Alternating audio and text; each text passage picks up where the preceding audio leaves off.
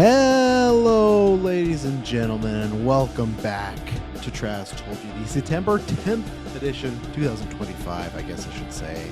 I am your host, Travis Snell, and I guess I do say Travis. I don't know why it felt weird, but here we are. What what an interesting day unfolding in the real world and whatnot. But luckily, that's what this show is for. Gonna have some fun. Gonna talk today about some DCU news. I'm happy because a couple of weeks ago, I guess it was last week, I had Clayface set photos like the main topic that was gonna be happening, and then I had to bump it, so we'll talk about that. We'll talk about our Dexter season rankings because I promised to do that last week, and then or on Monday, and then also Emmy predictions, and then we have some other movie news as well. Anything I don't get to will be punted to the next show because this show is nice an hour. Grip and rip it we go. In the live chat, you can say some stuff, but unless you're a patron or you send a super chat, I can't guarantee I can get to it because I try to keep it to a nice, tight hour for my life, and so it can happen. So I hope everyone out there is doing good today. Check out everything we got going on. Alien Earth, I returned to that. We got our top 10 TV shows of all time recording tonight for the patrons. So that's tons of fun. We've been having lots of good conversations. I'll say Patreon, producers, whatnot, look out because not anytime soon. Well, maybe I don't know. We're gonna add some more stuff to that tier because luckily since GV Day we've been doing very well all around. The Discord, the Patreon, the feeds. Just been like we said before. We had our last month we broke our record. It was I can't remember how it goes. It was like our 2.5. It was actually like 2 and 6 months it'd been since we had this record, and then we got that. We still got to beat the all-time record. That's a tough one. That month had like a lot of stuff because I can't remember what it was. I think it's the month Multiverse of Madness came out because there's tons of people that say they started listening to us when the Batman happened, and then that July was just packed. So we got like a huge listener base from the Batman, and then everything happened there. So that might be a little while, but we got tons of stuff coming out next year. So just a big thank you to everyone that always supports us. We appreciate it. Thank you everyone that listens to this show and supports, appreciate it. A shout out to our Patreon producers, as I was just speaking of them. Aaron Brain, April Darkness, Jack Grant, Sam, Superbad, Mike, The God Loves Me 69, The Great God Loves Me 69, Jeremy Renning, Charlie Randall, Cocktail Clay, John No H, and Sam Green. We very much appreciate it. So let's see. Detail says, about to do round 3 of Lord of the Rings Retro. Oh, there you go. That's a good one. Those are some long, I think all those are like 3 hours, maybe even 4. That was a good time. We can't redo them. I've always wanted to at some point. Maybe we'll make it a stretch goal next year or something. I would love for us to do a commentary track. I know it would sound very random, but one of our favorite commentary tracks, or at least, no, I think we all agreed. When we did Mandalorian, we did the whole season. We sat down for a day and watched the entire season. That was tons of fun. So I would love to get just fucking wild and put on like a set a day aside and just watch all 3 Lord of the Rings together, see what happens. It would be a good time. But yeah, check those out. And yeah, lastly, before we get in the show, Patreons right now, you can submit. You have about a couple days. I think I'll try and have the poll either going on Friday or Saturday that for GV Day, you guys hit the stretch goal. If you guys get to pick a franchise, a movie franchise for us to retro next year.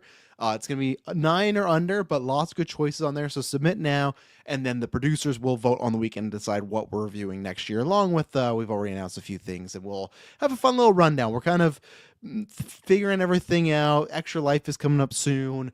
My plan, I think, for Extra Life, we might have like a nice, fun roll call, like hype video for we used to do that for next year, like for the years after. But I think that's going to happen, and there's something too that I can't even tease because it's happening September, and we're starting to film again soon. So lots of good stuff happening here at GeekVerse. But I hope everyone's doing well. Let's get into the topics. Let's get me pull this up here. I got a screen share. So Clayface been popping off. You can go on Twitter and look at everything right now. They got tons of set photos. I guess I'll bring up the one I want to talk about now because I never know how the show goes, right? Because sometimes with Patreon and the chat, you never know how long it's going to be. So I'll bring up the meat of it, but there's tons of stuff, and I'll show them all. But they've been filming for what, about 2-3 weeks now?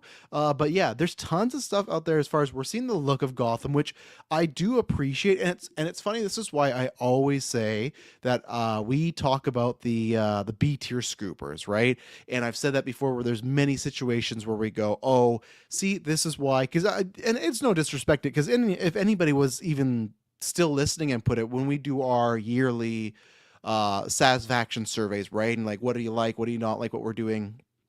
Is there a way to like make that smaller? I don't know. I'm pretty small, which is fine though, because my hair is not. There we go. I'll bring it up bigger. My hair did not get to do it. Ran out of time. It's been a busy day. They said, "Oh, why do you cover like B and C tier stuff? Just stick to the big news." And I understood the perspective, but I always said, "Hey, we do that because we've had so many times where the B tier stuff." I remember with that Downey Doomsday story broke out, tons of people didn't talk about that, and we did. And then 3 days later, it broke and was true, right? So you never know. But this is why I remember. I think it might have been Travis told you or newscast. I can't remember, but there was a B tier rumor going around at some point about the plot layout of Clayface. And the rumor was that the main movie was not taking place in Gotham. Now, obviously, they're just shooting a portion of it there. So there could be a situation where, let's say, the first act or the inciting incident happens in Gotham, then they move over. I don't want that because to me that sounds very Sony Marvel. Like, well, we don't want to put it in New York. We want to put it somewhere close to. And I was like, no, just do Gotham, okay?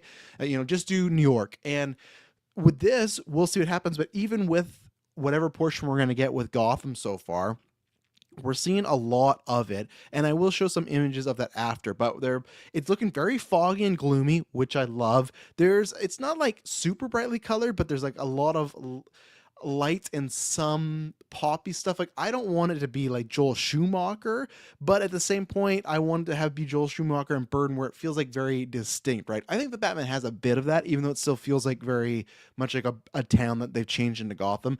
I want Gotham and the DCU to be grandiose, something different. I mean, only see in the comic books, right? So, but there's a bunch of stuff we've seen stuff. I'll bring them up after, but stuff with Penguin, hinting at Sionis in Industries, which is I'm a massive Black Mass fan. I loved him in Birds of Prey, but that still wasn't the Black Mass. That was like Ewan McGregor kind of doing a rift, and they changed a lot of stuff, which they changed tons of stuff in Birds of Prey, right? But I love that there's Satana stuff. There's all this good stuff. But what is interesting now? There's been 3 of these. There was a Joker spray paint. I can't remember. One said Joker rules, and one said something else, but they both are Joker related. So it's like, okay, fine. But then there was this one, which I guess I should point out before. Just even, I guess we don't know where to go. We don't know like what it means per se, right? But it's still the fact of I'm trying to change what angles work, but it's still the fact that I would assume that this means the Joker, Black Mass, Penguin, I think there was another one, that are villains that are already operating, right? Which I think Gunn has not, tell me if I'm wrong, I don't think he's ever clarified like what year his Batman's in per se, but I think we've all thought he's going to be someone that's operating for quite a while. Even the few things they say about him in Creature Commandos, which I never finished, but the few things, I've actually never seen that Batman cameo. I've just seen the image of it. I've never seen the actual scene, but I think we assume that he's been active for a little while now, especially too, I guess, right? If they do end up doing the Brave and Bold, to me, that's at least 2 Robins. I know there might be more. It seems like it changes every few months of this dynamic duo animated film. If it is in the DCU, is not. The latest report was because they got a new set of writers, and I thought, okay, they're probably rewriting to get in the DCU because we'd heard that happen to Clayface, right? But now the latest rumor from the Wrap, which is I'd say a B tier, said no, they're writing it to not be in the DCU. So I don't know. I would prefer that. I think there's just something weird about it being in the animated film first. I'm all fine to spin that off, but I do. Don't get me wrong. I know people out there, Dookie, he's somebody that's a listener, might not like when I crap on Tim Drake. I like all the Robins, and sure, get Tim Drake in there. I do think if you have to skip one, you can skip Tim Drake, but I think at least with this, I also would not like them skipping Jason Todd because it's a vital piece of Batman. But if you had to, right, if they weren't doing that, or maybe they'll just leave it ambiguous for now, think about it later. Like, you have to do Dick Grayson, and then you have to do, obviously, they're doing Damian Wayne, but I mean, like, there has to be a Robin that predates Damian being Robin, right? Like, he's bringing up he's taking on that mantle. And the other thing that works too is because Dick has similarities to Bruce, but is so different. So is Damian, but Dick to me is sometimes like the best version of what Bruce and Batman could be. There's some things that he's maybe not as good as Batman because he's not shut off as personally, but the more lighter side, the more I'd say human side of Dick Grayson is what Batman would like strive to be. Where Damian is sometimes completely cut off because he was raised by assassins, right? So it's like the first time he goes out, people don't know it's in the comic book. Hey, here's your son. He's gonna be robbing. They go out. Everything goes well. It's like, oh, this is great. My son kicks ass. He's even better fighter than me. This is great. And then he turns around and says, oh, look what I did, Dad. And he's holding. I can't remember the villain's name, but he's holding the villain's head, and he cut it off because when he comes from Talia and Ra's al Ghul, like they just murder people, right? So to me, that means this world's being lived in. These characters are here, which is great. Which is interesting as far as so this image here where it says corruption is the enemy of the people, which we'll see because I put in the headline, do they want to do a political Joker? Because for X, Y, and Z, I guess they probably do in a sense because I said that was one of my biggest pros for the Superman movie is the whole Baravia whatever incident was obviously alluding to many real life things happening now, right? Where I feel I even said in Superman when they said like I think Maxwell Lord says like if you're liberal or conservative, you don't like Lex Luthor, which you'll never hear those words. I won't say never, but you haven't heard those words at all in a Marvel thing, right? Like we've had so many presidents, they never said which aisle they are on. So I give them that credit, and that's where it's like, okay, because to me this is a more if people are wondering why I've been asking this or saying this, the corruption is the enemy of the people, and then below it says join the Joker. That is a fucking political ad. That is like the same whether it's someone anti-political, right? Like someone that's you know I don't want to say certain words and get the string taken down, but you know what I mean. There's certain groups, whether they are for, even like anonymous, stuff like that, right? And what I'm completely fine with them touching on political stuff. I think that's great, right? There's real world art done well can reflect on all of us and make you look at things differently. Or I think it just can add some grandiose to the conversation that is, hey, this is just a beat 'em up comic book movie, right? I don't think you're getting that in Clayface. Just like what, Cocktail Clay specifically, he was saying, oh, like there's all this stuff, but it'll be like the Sony stuff where you don't see a lot of these things, right? They're just Easter eggs. I think they're just setting up the world. I don't think you're seeing Black Mask or Joker. I'll show some of these, few of these other images before I here go to. There you go. You can take a look at all my DMs there for a second. There's a bunch of stuff. So they got Amusement Mile, which is a huge pop place in Gotham that Joker stuff happens and crime happens, and it's like a Coney Island situation. This is where they got more advertisements for Amusement Mile, so showing tons of stuff that's Joker related. The Penguin Man, he's looking, obviously that could just be a joke, but he's looking, a little more deformed than as of usual. There's the Joker rules thing, and then and yes, I do sense, if you're wondering, I do just send stuff to myself for news. Yeah, right. There's the Black Canary. Who knows what that is? This club, I think it's Vivis. I'm not sure, but Zatanna plays there all the time. She's one of my favorite DC characters. She's a magician. Like she like fakes to be a magician, but she's actually magic. Like just on the outside, you think, oh, she's not real, right? It was just the Jokers. Yes, Ionis Industries. I'll see if I could try to find if I had the look of Gotham. No, I don't. I don't have that. So, but my point is with Joker and this thing here is for the, oh god, now I've already forgot what I ramble on about what it said there, because I just want the specific term here. Let's see, join the Joker. Don't know how I forgot that. You got alliteration going on, right? But for me, and I'll bring this point two actually right now. Mike says Clayface wasn't Creature and Romando, so this would have to take place a while before, probably early days of Batman. Well, and that's the thing, you're right. So if it's taking place early days of Batman and there's already Black Mask, Penguin, and Joker stuff around, what does that mean when we get to our Batman, right? And even with that Clayface thing, the way where he ends up kind of a joke playing video games, I'm very intrigued how they're going to handle that. But anyways, this join the Joker thing, I don't know how I feel about a Joker being that, because my pitch was, I always said, and people, if you're longtime listeners, I apologize, but for Joker to Joker 2, the movie, right? Would be like, oh, well, even then when they just said like, oh, how could this Joker fight a Batman? He's so weak, nothing could happen. And I always said that the way that first movie made him look like, it was in the vein of a Charlie Manson sort of realm, right? So it looked like a way where, okay, this Joker, sure, you could just flick him and he's done, but you got to get through all these guys to get to him, right? They could be doing that because the Joker always has goons. Sometimes he's just pays them a bunch of money. He's busted out of the mental institution, and we don't know. I'm not saying Joker's going around putting up these flyers being like, join me, but it's interesting where To me, if there's even a sense of any, because to me, I think I'm completely fine. That's what I want them to do in Joker Folio do, which they did like a little, but not really. Because Joker's like, I'm not Joker. We had that whole subplot, right? I'd be kind of fine of this Elseworld Joker as far as the tale of like he's so influential. And maybe that's the point of today. Like I feel like with Lex, there was a lot of, isms to a little bit of Trump, but more like Elon Musk, right? And maybe that's the idea that they're showing someone this radical can get these followers. But I feel like they just did that with Riddler, right? Like in the Batman. I know it's not the same universe, but they just did that with the Riddler where he's radicalized and he wants to do all this terrible stuff, but he literally has social media followers, right? So I don't think they should go that route. And to me, the Joker, what I always would envision for the DCU Joker, the overall, this is going to be the Joker that goes for years and years, should be the chaos, fear filling, just enigma. I think everybody should be scared or worried about the Joker.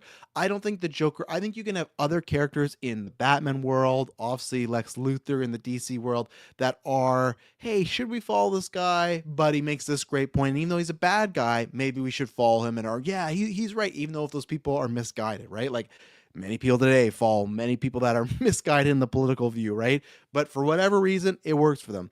I don't really want that with Joker. I want just that overlooming evil that it doesn't matter if you're right, left, in the middle, you believe in God, you're an atheist.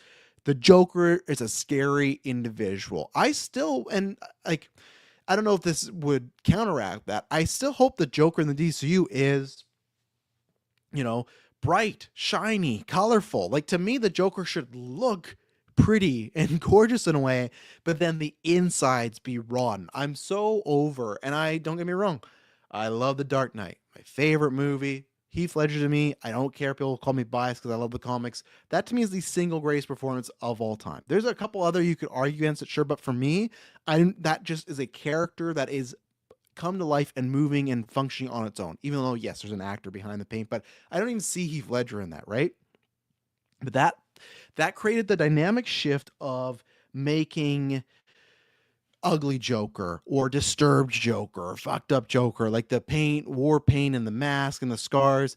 Ever since we got then, and even Jared Leto's Joker, you could like say they're trying to do that, but then they, to me, mess it all up with like the look of it. They went too far, and even the director said we went too far in some stuff, right?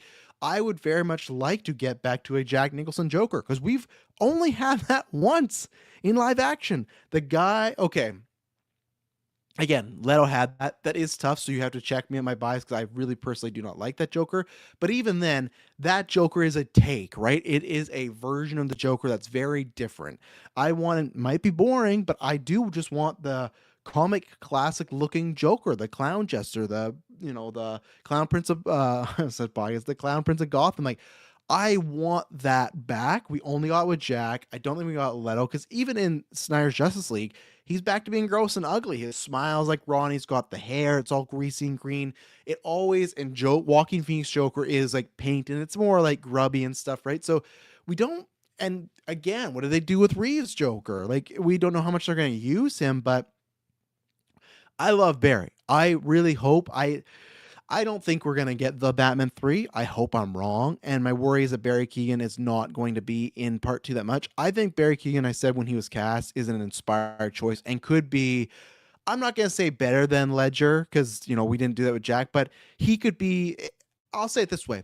He could be a top 10 villains for comic book movies, which is, not like you're like, oh, is that some big award? But to me, because we've gotten so many, like he could give a performance that is so unique and so good. I think Barry, when they cast him, like, man, there's so many people you could jump to. Like I always see like Bill Skarsgård, which don't get me wrong, I'm more on board now after I've seen all the range he's done. A couple years right after Pennywise, it's like the Brendan Sklar thing where it's like, okay, who are your top 3 Google fan casts that look like the Joker and make it that guy, right? With Barry, that was inspired casting, Even to be like Paul Dano's the Riddler, you looked like, oh, okay, I could see that. You would see that on a fan cast somewhere. Barry, no. And the thing that sucks with Barry, very good looking guy with different features, but very distinct. He could have been a pretty Joker, not getting a pretty Joker, right? It's where I really want that. But I don't, and to Mike's point of view, we need a live action version of animated series Joker.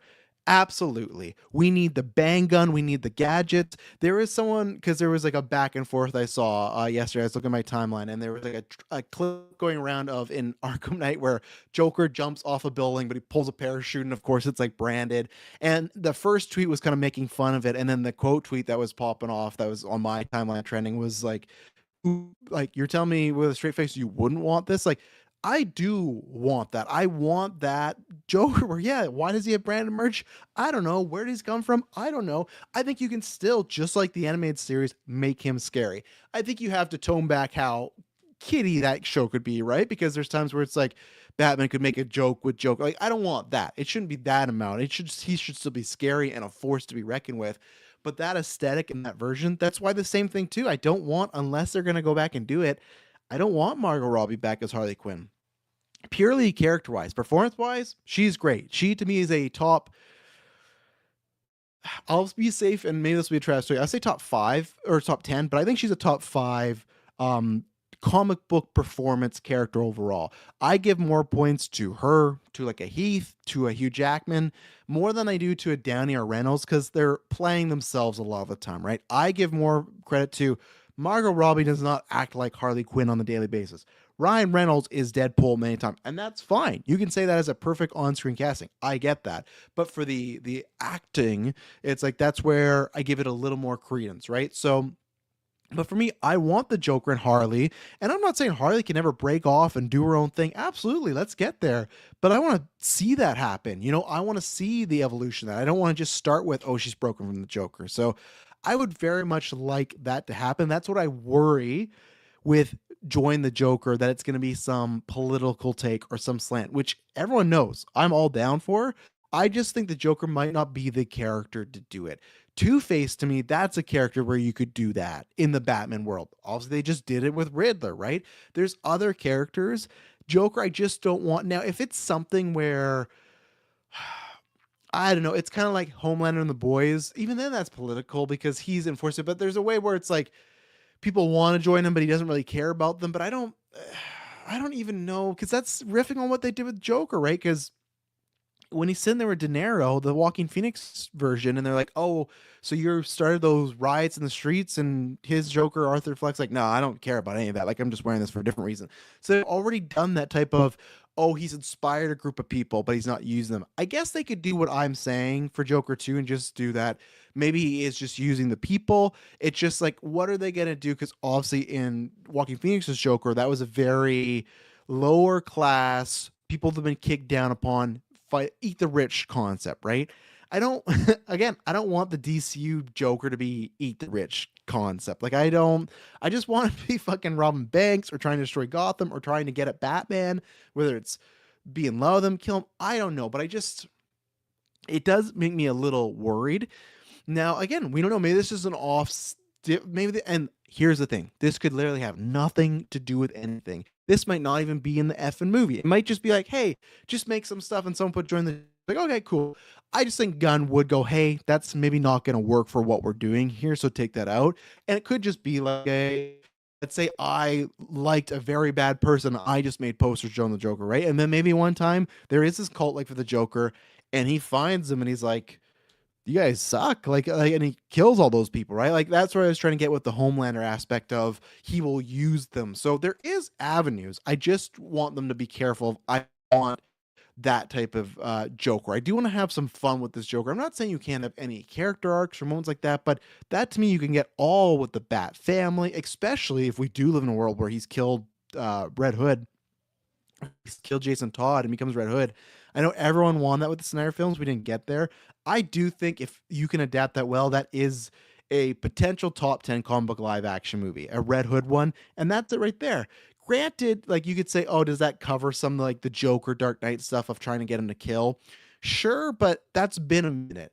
In the Batman, obviously he enforces he doesn't kill, but it's not like a huge main story point. It comes up a few times and they stop slinging it, right? But in the Dark Knight, that's like a driving focus. That is the Joker's goal, to make this guy snap. And even if it means killing Joker himself, he wants him to do it just to see, and he could say that I pull it off, right?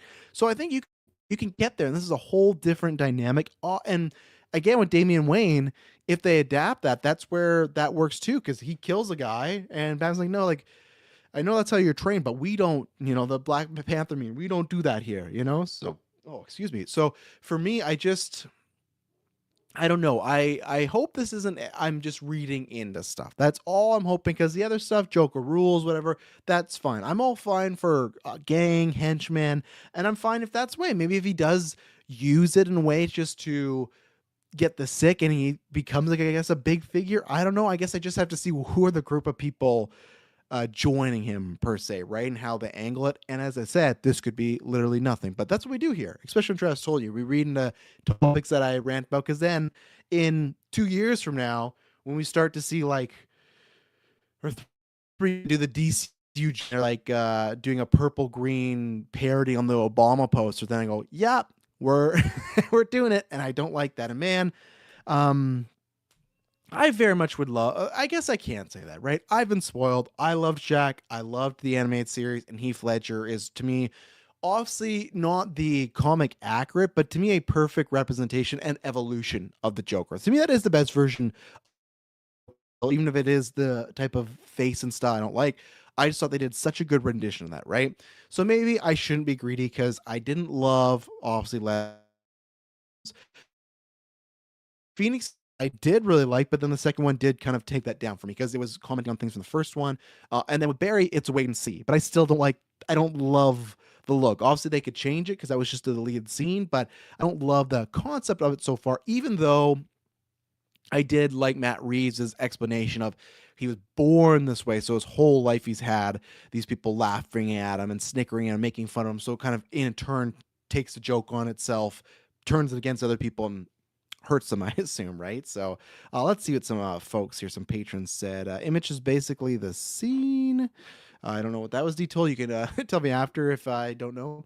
I wonder if they will directly mention or nod to Batman and not just Wayne references. I think so. I think that, like you said, Aaron, Wayne is that's a gimme. That's going to happen. I think they do. I don't think you see Batman here. I don't think it's a good idea to debut Batman.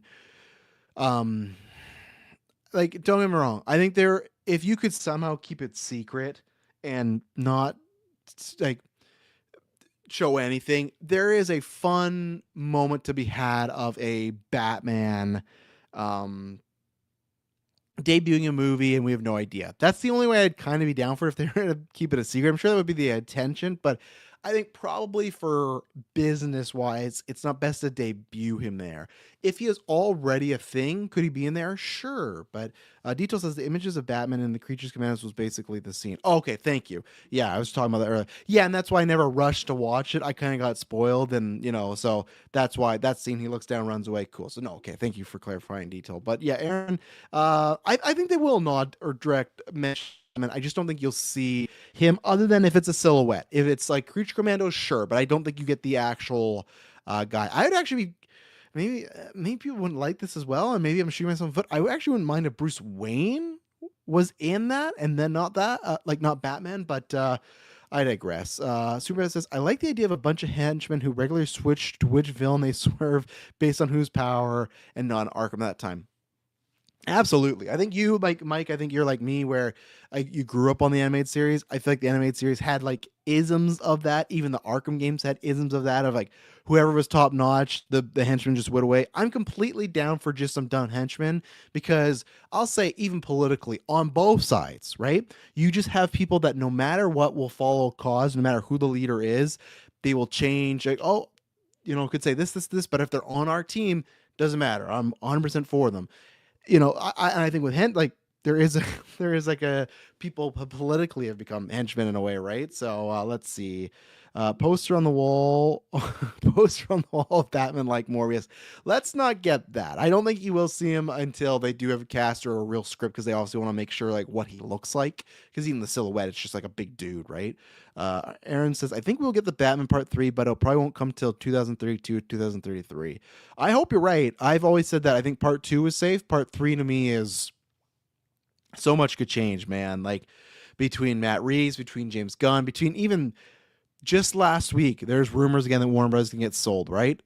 to the same extent I've had, right, where I've said I like what, and the whole thing, all, because the good thing about most of these Easter eggs, I might be reading too much into the political Joker thing, but what I like is if things are seemingly going well, um, if you have all these DCU Easter eggs and everything, I know they're probably going to lead to somewhere, which is good to see. Where before, like as I just joked about, the Sony ones never were, right? The old DCEU ones we weren't sure about, right? Like there was a Riddler question mark on the wall in BVS, but obviously that didn't go anywhere, right? So, or even the suit. We never got to see that full Joker Batman dynamic, right? So that's what I like about this. My whole thing about Warner Brothers is if they get bought, I've always said, what if they look at James Gunn and said, oh, change this to this? What if they come in and even Zazoff has been like, I really just want one Batman running around, We don't know. Maybe they're going to make the Reeves ones and wait on the DC Batman,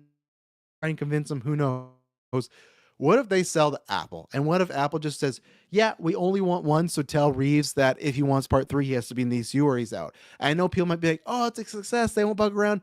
There are a litany of examples, I'd say at least, I'll say 60s to now, of movie studios and producers and movie heads that are dumb and that are just like, they think this is a great idea, right? Like look at search on and Super, right? And they will be bullheaded, and guy at Apple that just for, and even him, what if he just hates the, what if he saw the Batman, didn't like, is like, we don't want more of this. So what if he's just like, no, don't do this version? That's what I mean. Like there's so much that can happen if W sold how these movies do. Same thing. What if the Batman 2 comes out and after all this time, maybe the break has helped hype? What if it doesn't? What if people have kind of forgotten or they're over it and it performs a lot lesser than 2 and it performs lesser than Superman? You could have James Gunn and Safran be like, you know what? Thanks, Matt, but with the success or lack thereof of the second one, we just can't in good willing go forward with this one. We're going to do a Batman. We don't want to saturate that market. That Batman's going to be in Superman movies. He's going to be in the Justice League. He's going to have a whole bunch of energy to him. Your Batman's just alone. Like there's so much that can change, Aaron. So I agree with you. I'm just telling everybody, I'm taking this as and enjoying this. This is the last time. And there's no evidence for that other than just, my conspiracy theories. I'm doing that so I'm prepared for the absolute worst. I did that with this film at sometimes, like we might not ever get it. And it seems that it's happening. So now I'm happy. So if it happens, and for me, I've said this before. If the same, and I have history to back me up here. When WB did Joker movie and then they announced Jared Leto was coming back for Snyder Cut. And I actually like that scene of him in Snyder Cut. But before that happened, I remember everybody, whether it was like, I guess I didn't know Vodka Stream Peel, but people in like GUA or people like around that know of me and know that I don't like Leto, and listeners like, oh, you hate this. This must suck, right? I said, no, I just got the Phoenix Joker. I can't be greedy. I love that movie, love that performance. If they want to bring Leto back for the Snyder Cut, sure, have at it. So the same way, if Gunn lets Reeves complete his trilogy, I'm really not going to have much to say to Gunn negatively. I will, of course, critique projects and say this doesn't work. And even if the DCU doesn't end it for me, I'm not going to go hard on it because, like, man, you kind of stuck to your word or your guns, right? And I'm not saying he has to. I'm not saying, oh, if Batman 3 doesn't happen, I'm reviewing everything negatively. No, I just take everything a lot more with a grain of salt, right? But for me, as far as a personal fan, especially when he says we want to do Elseworlds, that call of, hey, we can do the DCU, which whether you like or not, cool, and we're going to do separate films that could be for you. That to me is the vision, the dream, the goal. So we'll see. But yeah, I hope that's not the case it goes. We will go from there. All right, let me pull up the Emmy nominations because that went longer than I planned there. Let's see. Dexter I can rattle off quickly because obviously I'm still going to talk about, but obviously I've given that before. And the news that I had might not. Let's see. Might be bumped to next week. We'll see. And let's see. I know I just said that 5 times. S-Bubs, you said thoughts on the Superman Lex team up Man Tomorrow and who could be a bigger threat they're facing. I will say, because lack of time, that was last week the full episode. The quick thing is, I absolutely love that pitch. I love the idea that if it's more from Lex's perspective, we've never really got a movie from a villain's perspective when the hero's active. I think it's Brainiac and that idea. I love the trope of Superman and Lex. I love the trope of bad guy and good guy having to team up. That's one of my favorite comic movies. So that's all double thumbs up for me for James Gunn. But yeah, I did do that episode last week, and I think I talked for like 25 minutes. So that's the full version right there. Mike said, which Emmy nominated shows or actor would you be the happiest to see win something? Also, which nominated shows haven't seen you're most curious about checking out? We'll answer that now. I guess for me, because I'm so bad on TV, I used to, for maybe not so much comedies, but drama, I watch everything. And that like Dexter, Breaking Bad, Mad Men era, I knew all of it. And I think it just eventually I ran out of time. Luckily, I work from home, so sometimes I can put some stuff on. My plan is to catch up like on stuff like Severance and God, what's that show? The show with all the billionaires with the family. There, Succession. There you go. Like I got to catch up on a bunch of them. Luckily, I've seen some here, but to answer your question, like what I'd want to win the most, I will say these are all addictions. I am a subscriber of when people say this shouldn't have won the best picture. And I go, oh, what should have won? Well, I've only seen two. Well, you don't get opinion. Like I can look at this and say, I would love Andor to win, right? And that's who I'm rooting for because I love that series. I thought that something Star Wars needed, but I can't tell you that should win because I've not seen The Pit. I've not seen The Diplomat. I've not seen Paradise. I've not seen Severance. I've not seen Slow Horse. I've not seen A White Lotus. So that's why I didn't have it, but I can quickly go over them, Mike, to think what I could win and won't win. But that's why I can't say, oh, what should win. It's just like, oh, I'd like to see Andor. And as far as the shows that I want to watch the most, it is Severance because I've heard that's up my alley. I just haven't had time to stuff that I watched the first time I like to not watch while I'm working. Most of the time when I'm working, it's background stuff. It's like right now I'm rewatching Hannibal, which is not a background show, but like I've seen it many times. So okay, cool, right? Or a movie. So that's the thing. But yeah, so probably would be Severance. But who's gonna win? I don't know. That's a tough one between the two of them. I don't. It's definitely not Last of Us, and I don't think it is Andor. I feel like it's a combo of Severances and Pit. I'm just gonna say. I'm gonna say.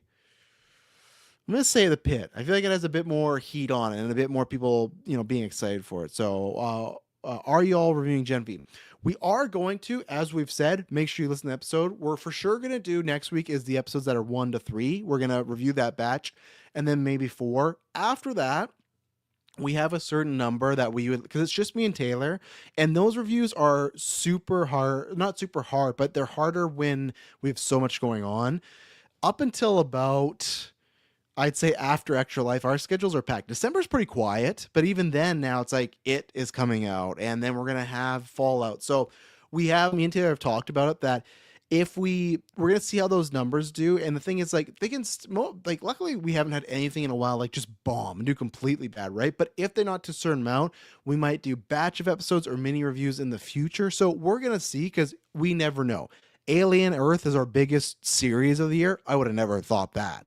So, and I'm not saying it has to hit those numbers, but to me, it has to hit a certain amount of numbers, like kind of like what Peacemaker and, if it's doing Alien numbers, we'll definitely be there. But Peacemaker and maybe even like Last of Us and stuff. Dexter was tough because Dexter said like that was like an up and down as far as like some episodes did really well and some did okay, good. But like I said, nothing. But it's just like a matter of us being busy. We're happy with the Patreon producers, but with people going on there, they get to pick a movie. Those are additional episodes, right? We have other retros that we already have promised throughout the year and everything. We're starting to record content for next year. So we're for sure going to review at least probably about 4 episodes. It's just a question of how well they do, because if something does like a little lesser, we might just have to go, like we've got other stuff to record. Like there's some days where we're got all 5 days recording and sometimes we're doubles, right? But we are reviewing, and we'll have the Discord. We'll still be talking about it. And even then, this would be the thing that if we didn't review them all, me and Taylor would probably do like a end of the season show, like review the whole thing. So we'll talk about it in some sense and stuff. But April says The Pit should win, so I'm glad with that prediction. I just thought it had just the chutzpah, and I feel like Severance was a bit more mixed.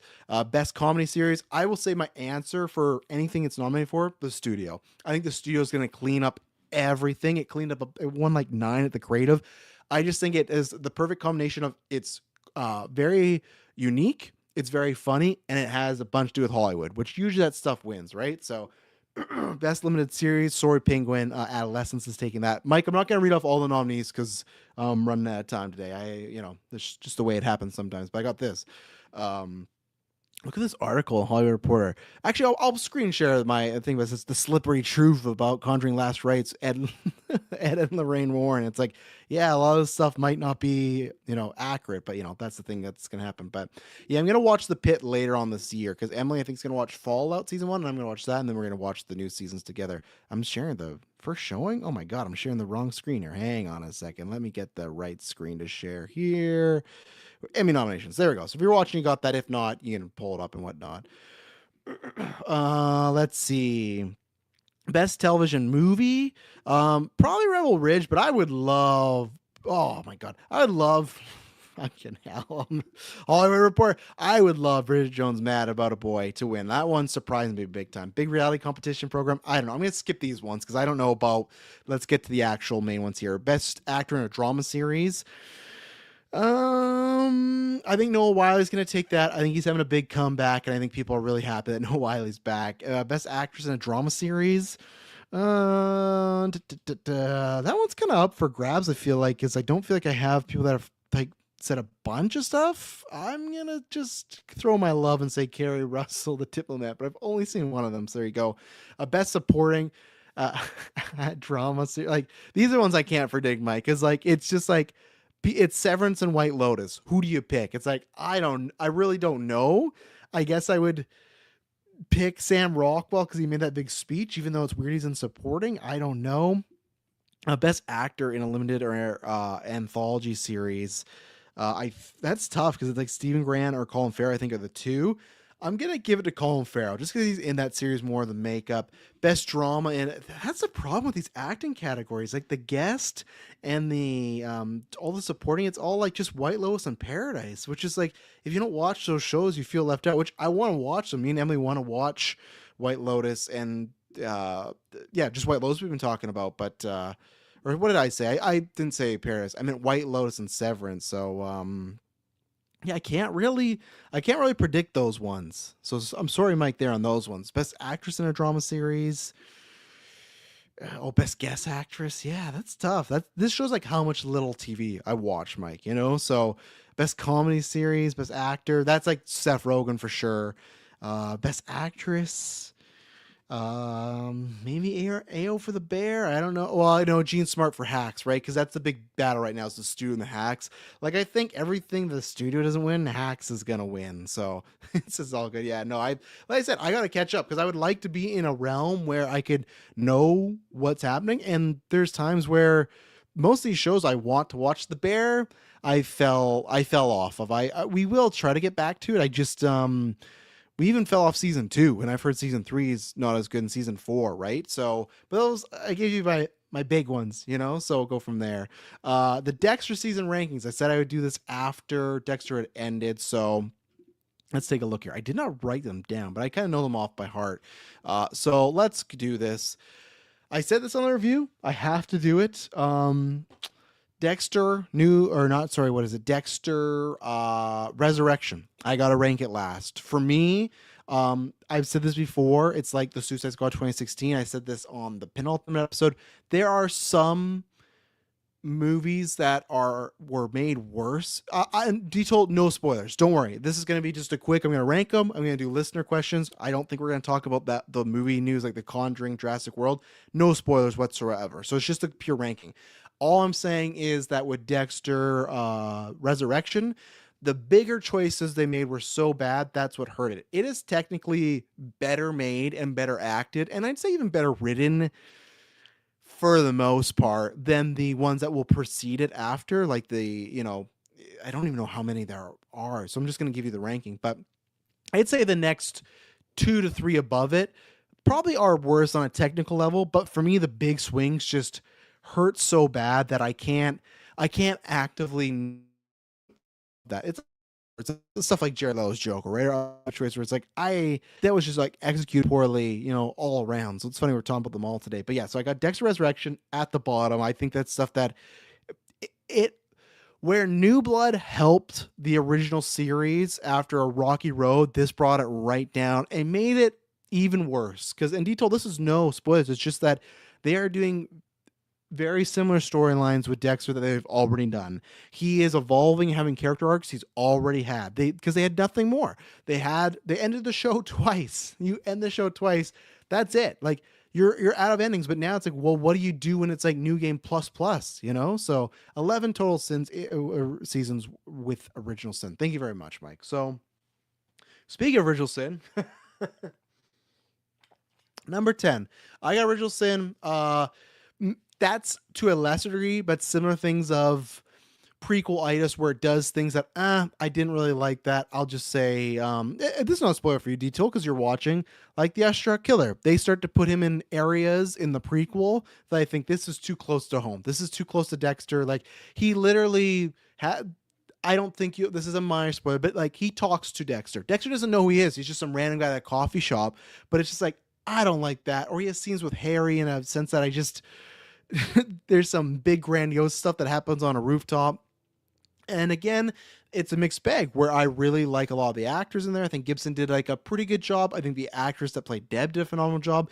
But then the people that wrote and cast Harry had no idea who that character was. That's not Harry Morgan. Not at all. That is not the same guy through and through, or what I know of him, right? So that's why Original Sin and Resurrection get those two bottom slots for me, because they just hurt the canon and the lore and the character arcs that I think they, win on before. They just, and it's strange because it was both seasons the original showrunners that were either part of it or show running it, and it's like, what? This is your own work. Like, why can't you just watch the show again and remember what you wrote and don't do that, right? Like, it's just odd. It feels like we're in that space just trying to get a buck from Dexter, right? And then after this is a very tough thing, right? Because me and Mike and John were talking about this in Discord. The debate, because the next two seasons are either season 6 and 8 for me. I could make a case for one way or the other. I'm going to put 8 next. 8 has, that's the terrible ending, right? That happens. They do some very bad things with major characters, not canon breaking like the other ones, but just choices where you go, how we're going with the ending of the show. Hey, I do think the brain surgeon is the worst big bad ever. Now, Mike said, oh, do we count him as big bad? That's how bad he is. He does things. He kills multiple characters. He is the character that Miami is looking for, like other seasons. He is that character. He is the big bad, and he's utterly forgettable, and the payoff's not good at all. The finale's not good at all. There's so much egregious stuff in there. But then, yes, would be number 6. Doomsday Killer is not great. I thought it had some potential there. The only reason I have 6 a little higher is because what's the best way? Okay, this is a big spoiler. Detold, there's one episode where Dexter goes to a high school reunion. That is tons of fun. That, to me, I won't say it's a top 10er, but it's up there. It's a really good time. It's a perfect combination of like that lighthearted, just kind of side quest episode Dexter moment.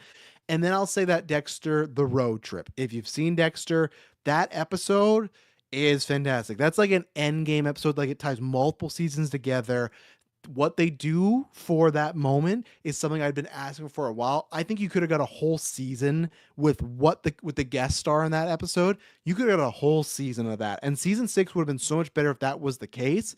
Also, they did some of that again in Resurrection, which I hated that they just, again, did not go fully for. So that's my reasoning, Mike, that I think they are equally bad.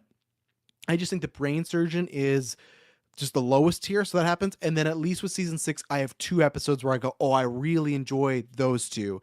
Where with 8, I really don't have anything. I don't have that single solo episode.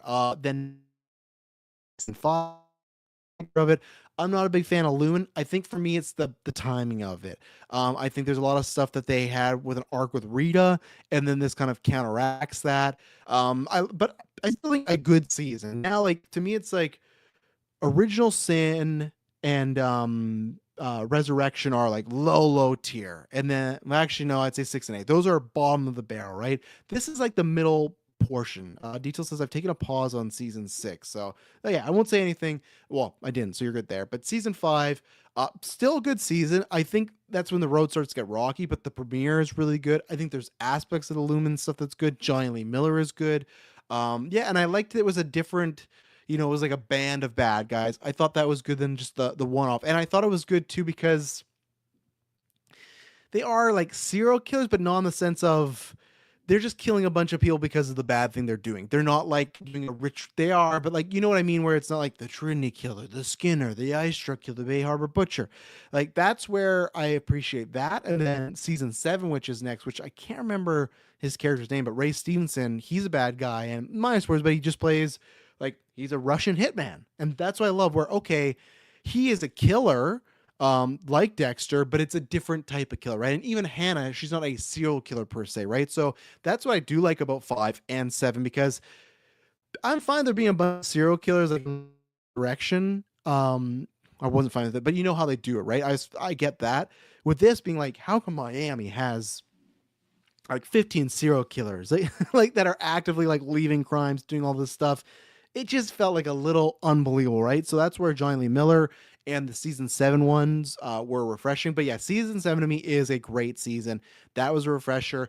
Obviously, how we get there with Dexter Debs a little, but I'll say because details in the chat and other people, that story with Dexter and Deb is a big highlight throughout the whole season. A big highlight. I think that's some of Jennifer Carpenter's best stuff. I like the Hannah stuff's really great. There's lots of great dynamics there. So, and the finale, really good finale. And again, it was a finale where they were fun, like, like Dexter has a character arc moment, and here we are, Dexter Resurrection, which is like so many years later, and he's like he's unevolved. Like he's gone through this stuff, and it feels like it's a different guy. He's been mind wiped, right? Bad Mike says 5 got really screwed after being such a high with 4. I agree to an extent. I think it also got screwed because I think obviously Clyde Phillips, he stepped away because his wife got sick. So I just thought there was like a big gear shift as well too. I've always said this before. Like there was just, and I think it became more humorous in a bad way. I know because Detoll, he's listened to my retrospectives and he just mentioned it.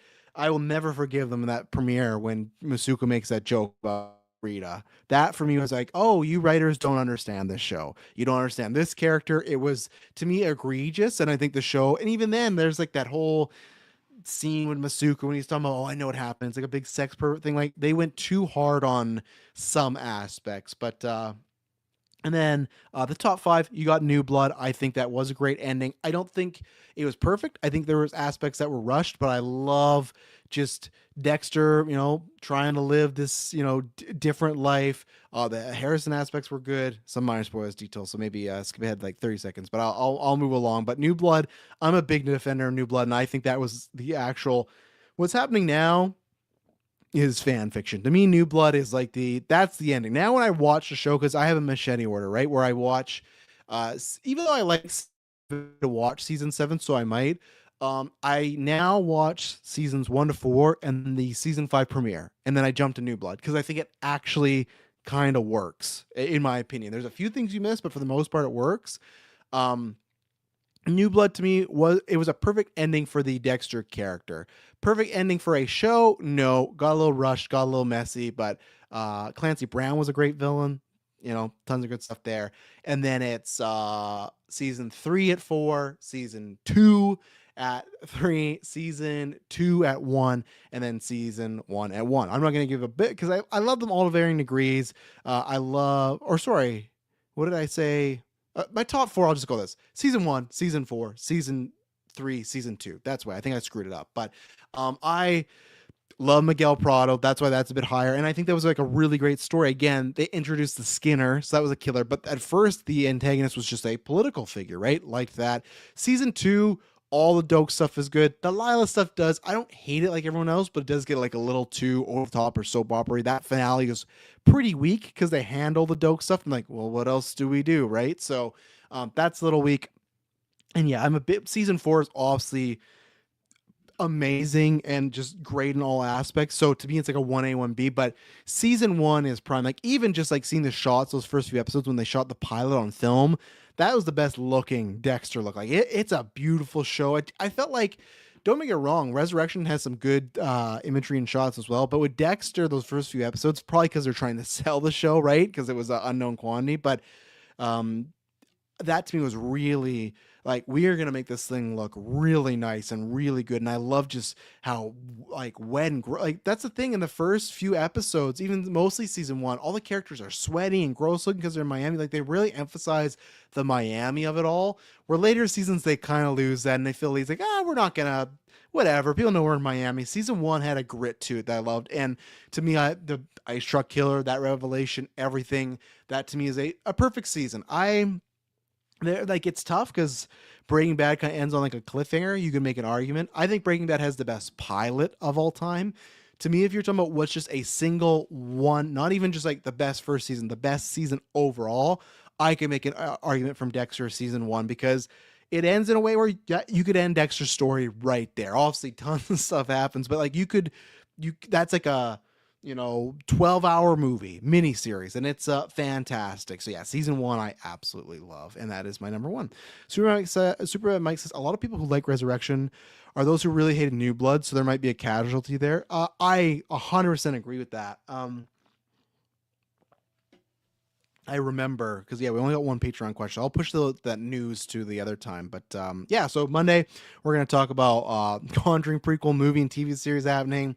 Jurassic World is on the way. Another one with Scarlett Johansson, and then David F. Sandberg's directing a new Annabelle horror, and we'll box office. So at least Monday, that's what we'll be talking about for sure. When we did the because with the Dexter show for us, it used to, which we found out I think either did or what. Either way, it used to premiere 9 p.m. our time. We didn't know that for this go round, but so with Dexter New Blood, we would watch it and review it right away, and it was great because that's usually when we be doing reviews. So it was a little later, but still, a lot of people are watching. And our most live stream ever is the Dexter New Blood finale.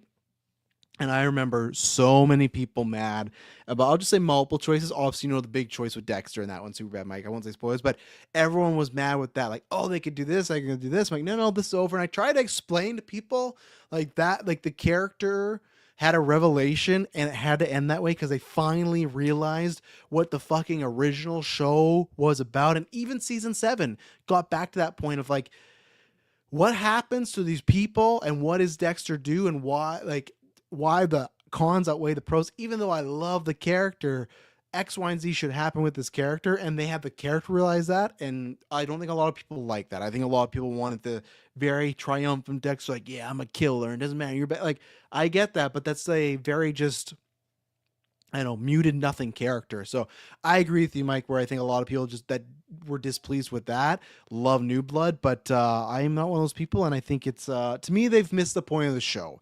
I think they like more of a turn your brain off type of action thing, and I'm not trying to say you can't enjoy them. I just feel like if you're looking at a show from a point A to point B and some actual development of characters, I don't know how you can watch Resurrection with New Blood and with the original series and feel like it kind of goes together, right? So and again, if people say, hey, no, that's why I like Dexter, I just like him fighting kill, like, okay, then I get why you love Resurrection, right? So it all depends what you're into, what you're not into.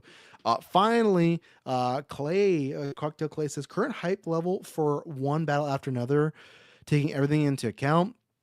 He says, awesome early reactions from critics, but they also said that about Inherent Vice, and that's from the same source material as the author, which we talked about in the Discord. I did not enjoy. You don't. Mike doesn't. That was a slog. That was a tough one. And then WB is doing weird marketing job between the trailers, Fortnite, selling this as an action comedy when no PTA movie's ever been an action comedy.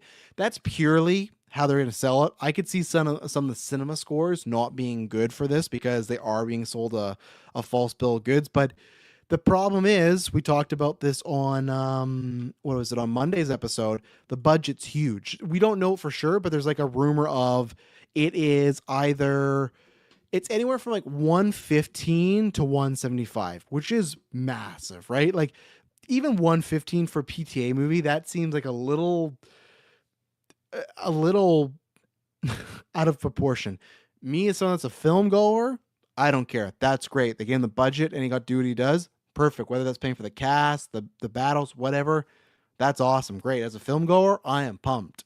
If you think about that's why, if we're talking about the marketing, that's why. It's just because they want to try and get back some of that money. And I bet they can still view some of that early tracking and the vibe and going, oh, this isn't hitting with X, Y, and Z. This isn't trending. People aren't watching it this way. We need to get people on board. And the hope is that they maybe go see an action comedy. It is something more, but then they end up loving it. I'm very excited. I had this as on my top 5 most anticipated when we did the 2025 preview last year. It's PTA with Sean Penn, Leo, and Benicio del Toro. hell yeah. Like, and the trailer, that first trailer is great. I haven't watched any other trailers. I'm very excited to be seeing this in a couple weeks. But no, I don't want to say like 10 because that's like all that's like Odyssey, right? So I say like if I'm at a 10, Clay, I'm like a 8.59. I'm pretty high, but I still have that because like I need to see the movie. And yeah, there he has directed stuff like Inherent Vice, or I've not still seen Licorice Pizza, but I've had enough people tell me about how disappointed they were with it that I go, so that's why for me I'm still waiting to see. But yeah, my hope is that week I want to do like a rewatch a bunch of stuff. I want to watch There Will Be Blood. I want to watch Magnolia. Maybe I'll watch Licorice. I don't know why I can't say Licorice Pizza today, but so no, I'm pretty excited. This is my most anticipated movie for the rest of the year. That until like maybe some other Oscar contenders pop out there. But there we go. That is Travis Told You. That is this week. I will not be doing a third episode, but we could. That's why the show started, because you guys support it, and there's just always stuff to talk about. But big thank you to everyone in the chat. Big thank you to everyone that watched. Big thank you to everyone that listened on demand after the fact in the podcast form.